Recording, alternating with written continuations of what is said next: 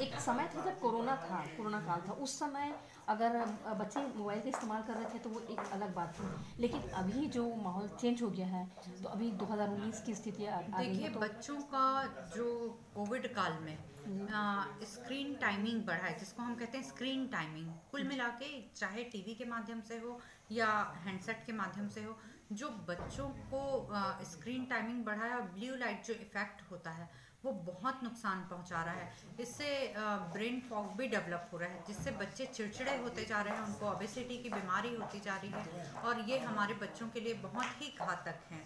तो ये चूंकि कोविड काल में हमने स्वयं अध्ययन सामग्री के रूप में मोबाइल पकड़ाया है, तो मोबाइल में केवल वो अध्ययन सामग्री नहीं, मल्टीपल स्क्रीन्स पे वर्क करते हुए अन्य भी चीज़ों के प्रति इतने रुचिकर हो गए हैं और संकेंद्रित हो गए हैं कि मोबाइल ही उनकी 360 डिग्री पूरी दुनिया है। उनकी खुशी भी वही है, उनका दुख भी वही है, उनका उत्साह भी वही है, उनकी निराशा भी वही है। इसीलिए छोटे छोटे बच्चे अपनी एज से जल्दी मैच्योर हो रहे हैं।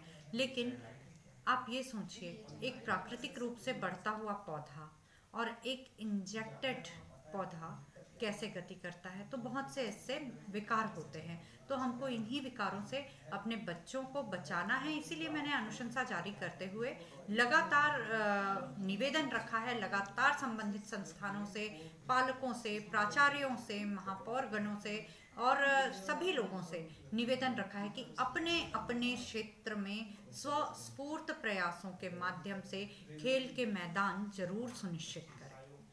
और बच्चों के अभिभावकों से भी कुछ कहना चाहेंगे कि मोबाइल का इस्तेमाल। आज हम अपने तात्कालिक सुख के लिए बच्चे के हाथ में मोबाइल देते हुए ये गर्व जरूर महसूस करते हैं कि हमारा बच्चा तकनीकी रूप से समृद्ध हो रहा है, पर किस बात में वो विपरीत प्रभाव उसके अंदर उत्पन्न हो रहा है, इस बात की प्रॉपर मॉनिटरिंग बहुत जरूरी है। आपसी संवाद का स्थान मोबाइल से संवाद लेता जा रहा है। आपस में बैठ के हम 10 मीटर की दूरी में व्हाट्सएप मैसेज के जरिए संदेश भेज के संतुष्टि ना करें। बच्चा ध्यान रखें, जो आपको देख रहा है बिल्कुल वो वही कर रहा है। तो जो बच्चा अवलोकन से सीख रहा है, आप उसको वही अवलोकन करने दें जो आपके बच्चे के हित में है। मतलब पहले आप स्वयं में एक बार अपना मूल्यांकन जरूर करें।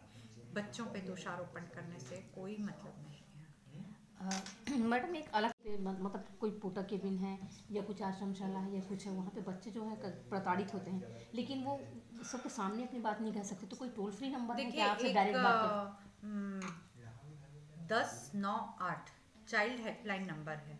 बच्चों के हाथ में मोबाइल होता है, जी। कई बच्चे फ़ोन करते हैं। मैं आपको बताऊंगी कि आरंग से भी थोड़े इंटीरियर प्लेस में मैं गई थी, जी। जहाँ पे आप उम्मीद भी नहीं कर सकते कि बच्चों को ये नंबर पता होगा। जब मैंने मंच से जाके उनसे पूछा चाइल्ड हेल्पलाइन नंबर, तो सभी बच्चों ने एक साथ कहा 1098। तो यही जानकारी हमको अपने बच्चों तक पहुँचानी है। आधे घंटे के भीतर बच्चों को उनके निराकरण की तरफ रखा जाएगा। जी।